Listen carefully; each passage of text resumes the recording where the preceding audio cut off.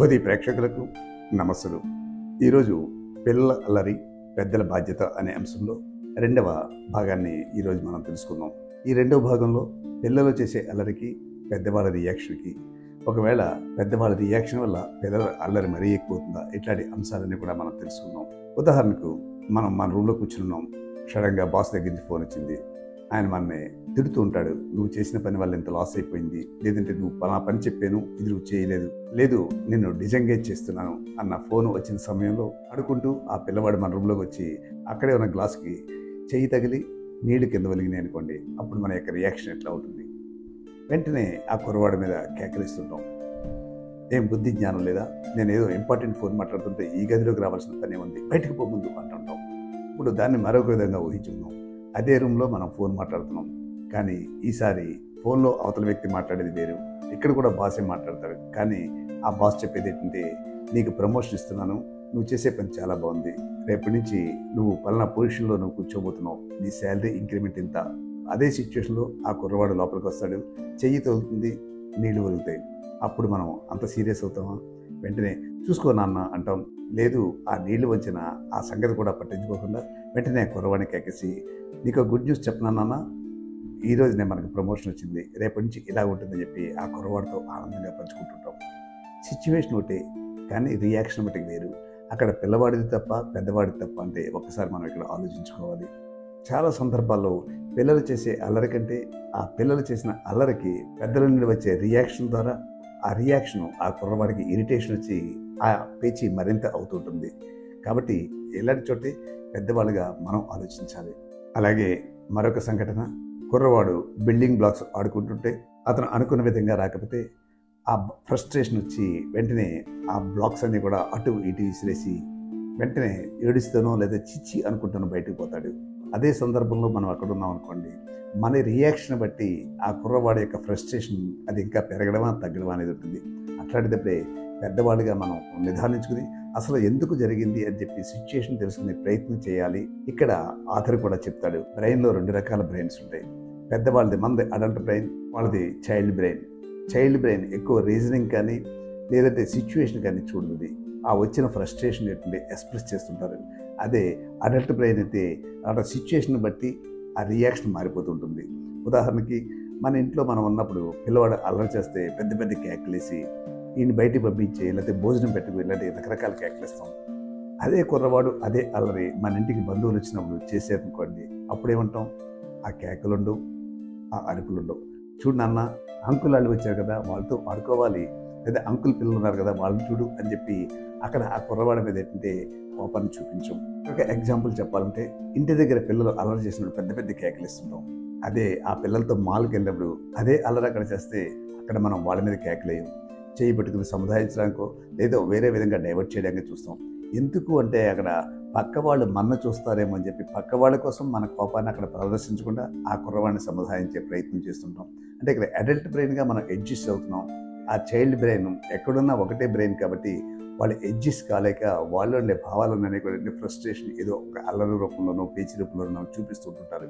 Adult బ్రెయిన్గా మనం ఉన్నందుకు మనకు మనమే ధన్యవాదాలు తెలియజేసుకోవాలి. సో ఈ అడల్ట్ బ్రెయిన్ కాబట్టి ఈ బ్రెయిన్తో ఆ చైల్డ్ బ్రెయిన్ ఎలా హ్యాండిల్ చేయాలి అని చెప్పి ఒక్క నిమిషం అక్కడ ఆగి అక్కడ కుర్రవాడు ఎందుకు చేస్తున్నాడు అని చెప్పి మనం ఆలోచన చేసి ఆ ఆలోచనతో మనం రెస్పాండ్ అవుతే ఆటోమేటిక్గా ఆ చైల్డ్ బ్రెయిన్ కూడా కాస్త చేంజ్ రావడానికి అవకాశం వస్తుంది. అలాగే ఆ ఆదర్ ఇంకొక ఎగ్జాంపుల్ కూడా చెప్తాడు. ఆదర్ యొక్క కొడుకు 5 సంవత్సరాలు, అతనికి మ్యాథమెటిక్స్ అన్న అంకిల్ రాయడం బోర్డు మీద చాలా ఇష్టం. ఒకసారి ఆ అంకిల్ రాస్తూ బోర్డు మీద నెంబర్ 5 సరిగ్గా రాయలేకపోయాడు. రెండోసారి ట్రై చేశాడు. మూడోసారి చిరాకు వచ్చి ఒకేసారి మొత్తం బోర్డు మీద ఉన్న అంకిల్ని చెరిపేసి ఆ డస్టర్ని తండ్రి ముఖం మీద కొట్టేశాడట.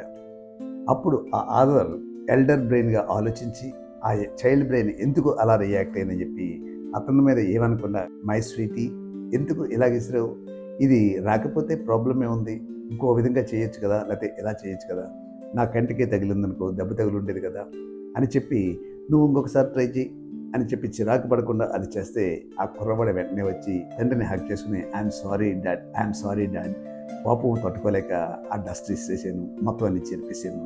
చూసావో మొత్తం చెరిపేసావు కాబట్టి మొత్తం అన్నీ రాయాలి కదా, ఆ ఒక్కటే చెరిపితే నీకు ఎంత టైం సేవ్ అవును, ఎంత ఎనర్జీ సేవ్ అవును అంటే నిజమేంటి అన్నట. అంటే ఈ విధంగా మనం ఈ అడల్ట్ బ్రెయిన్ ఆ చైల్డ్ బ్రెయిన్ ఏంటంటే ఎడ్యుకేట్ చేయడానికి మనం ప్రయత్నం చేయాలి. ఈ ఉదాహరణలన్నీ మనం క్రోడీకరించి చూసుకుంటే అక్కడ పిల్లలు చేసే అల్లరి వెనకాల ఏదో ఒక ఫీలింగ్ అనేది ఉంటుంది, ఏదో ఒక భావ వ్యక్తీకరణ ఉంటుంది. అదేమిటో తెలుసుకోవడం తల్లిదండ్రులుగా పెద్దవాళ్ళుగా మన కర్తవ్యం. మరొక విషయాన్ని మనం ఇక్కడ అర్థం చేసుకోవాల్సింది ఏంటంటే, మనం మన ఆఫీస్లో కానీ లేదా మన ఇంటి వ్యవహారాల్లో కానీ ఎప్పుడైనా మనకు సమస్య వచ్చి ఏమైనా చిరాకు పడినప్పుడు చిరాకు ఎందుకు వచ్చింది, లేదు ఆ విధంగా మనం ఎందుకు ప్రవర్తించాం అని చెప్పి అవతల వ్యక్తి తెలుసుకోకుండా అతను మనని మరింత ఇరిటేట్ చేసేయడం అనుకోండి, వెంటనే మనం ఏమంటాం, అతనికి బుర్ర బుద్ధి లేదు, కనీసం నేను ఎందుకు కోపడ్డాను, లేదంటే కనీసం నేను ఆ విధంగా ఎందుకు మాట్లాడండి అడగొచ్చు కదా, అడగకుండా ఇంకా అలా తిడతాడేటి అని చెప్పి రీజనింగ్, జడ్జింగ్ అన్నీ మాట్లాడుతుంటాం. ఒక ఎల్డర్ బ్రెయిన్గా మనం వ్యక్తం చేసిన అసహనానికి అవతల వ్యక్తి నుంచి రీజనింగ్ అడుగుతాం, లేదా కన్సోలింగ్ అడుగుతాం, లేదంటే డిస్కషన్ అడుగుతుంటున్నాం. మరి అదే సిచ్యువేషన్ మన పిల్లలతో మనం ఎందుకు చేయము? అది చేయకుండా వాళ్ళ మీద ఏంటంటే అనాలోచితంగా కోప్పడిపోతుంటాం, ఒక్కోసారి కొట్టేస్తుంటాం, ఒక్కోసారి దుర్భాషలాడుతూ వాడిలో ఒక విధమైన రాడికల్ భావాలను మనమే చూపిస్తూ ఉంటుంటాం. అలాగే ఆదర్ ఇంకొక ఉదాహరణ కూడా చెప్పడం జరిగింది. ఒకరోజు తండ్రి తన కుమారుణ్ణి మాల్కి తీసుకెళ్ళి అక్కడ ఒక షూ కొంటాడు. ఆ కుర్రవాడు మాల్ నుంచి తిరిగి వచ్చేటప్పటికి విపరీతమైన ఆకలితో ఉంటాడు. కానీ ఆకలిగా ఉంది అని చెప్పి వ్యక్తం చేయడానికి ఎంతో తెలియని ఇన్కన్వీనియన్స్. వెంటనే ఇంటికి వచ్చిన వెంటనే చిరాగ్గా అటు ఇటు తిరుగుతూ, అమ్మ నా బూట్ చూడు అని చెప్పి చూపిస్తాడు. వెంటనే ఆ తల్లి చెప్తుంది, ఓకే చూశాను బాగుంది. వెంటనే ఆ కుర్రవాడు ఏంటంటే ఆ లేసులు ఇప్పడానికి ప్రయత్నం చేస్తుంటాడు, ఆ ట్యాగులు చెప్పి. ఆ తల్లి చెప్తుంది, అప్పుడే ఎప్పకు, నువ్వు వేసుకున్నప్పుడు ఎప్పొచ్చు, ఇవన్నీ ఎప్పుడు ఎందుకు అంటుంది. వెంటనే ఆ కుర్రవాడు అదేమనకుండా ఆ లేసులు నిప్పుతాడు. వెళ్ళి తిరిగి ముడి వేయలేడు. నేను వేయలేకపోతున్నాను ముడి అని చెప్పి ఆ కుర్రవాడు పేచీ పెడుతూ ఆ బూట్లు విసిరేస్తాడు. అతను ఏడవడానికి కారణం అతనికి తెలియని ఆ లోపలి ఆకలి. కానీ ఆ తల్లి సమయస్ఫూర్తితో అక్కడి నుంచి రాను నేను చేస్తాను, దా ముందు అన్నం తింది కానీ అని చెప్పి వంటింట్లోకి వెళ్ళి ఆ ఫుడ్ ప్రిపేర్ చేసి ఆ కుర్రవాడికి ఆ ఫుడ్ ఇవన్నీ పెడితే అది అయిన తర్వాత, అమ్మ ఇందాక నేను ఆ లేసులే సరిగ్గా పెట్టలేదు కదా, ఇప్పుడు మళ్ళీ ట్రై చేస్తాను అని చెప్పి అప్పుడు మళ్ళీ ప్రయత్నం చేసి ఆ లేసులన్నీ కూడా ప్రాపర్గా పెట్టడం జరుగుతుంటుంది. ఇక్కడ తల్లి తెలివైన వ్యక్తి కాబట్టి ఆ కుర్రవాడికి ఉన్న ప్రాబ్లమ్ని తెలుసుకుని అతనికి ఉన్న రియాక్షన్కి, అతని యొక్క ఫీలింగ్స్కి దీనికి దానికి సంబంధం లేదు అని చెప్పి గ్రహించింది కాబట్టి ఆ సమస్య అక్కడితో పరిష్కారమైంది. అందువల్ల ఈ వీడియో ద్వారా మనం తెలుసుకోవాల్సింది, గ్రహించవలసిన అంశం ఏంటంటే, ఎల్డర్ బ్రెయిన్ అనేది డెఫినెట్గా దాంట్లో కొన్ని అనుభవాలు ఉంటాయి. చిల్డ్రన్ బ్రెయిన్లో అనుభవాలు ఉండవు, ఆవేశాలు ఉంటాయి, లేదంటే ఆ ఫీలింగ్స్ని ఎలా వ్యక్తం చేయాలో తెలియదు. వ్యక్తం చేయడం తెలియని ఆ ఫీలింగ్స్ని అర్థం చేసుకుని మన యొక్క అనుభవాన్ని అంతా రంగరించి ఆ కుర్రవాడితో కాస్త పాజిటివ్గా స్ట్రోక్స్ ఇస్తే ప్రతి పిల్లవాడు కూడా ఒక బంగారమే అవుతాడు. ఏ పిల్లవాడు కూడా చెడ్డవాడు కాదు.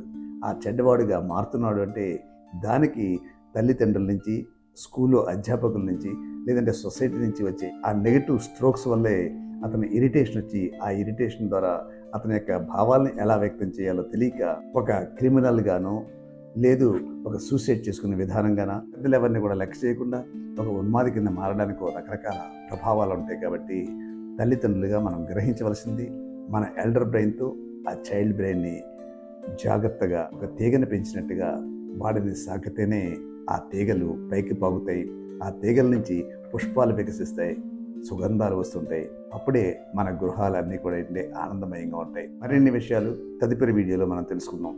ఈ వీడియో మీకు నచ్చితే మీ మిత్రులకు షేర్ చేయండి, మీ పిల్లలకు మాత్రం చూపించకండి. ఎందుకంటే తప్పు పెద్దవాళ్ళదే తప్ప పిల్లలది కాదు అని చెప్పి దాన్ని ఇంకా వాళ్ళు ఏంటంటే అడ్వాంటేజ్గా తీసుకునే అవకాశం ఉంటుంది. కాబట్టి అమ్మ నాన్నలకు చూపించండి. మీకు నచ్చితే లైక్ బటన్ నొక్కండి.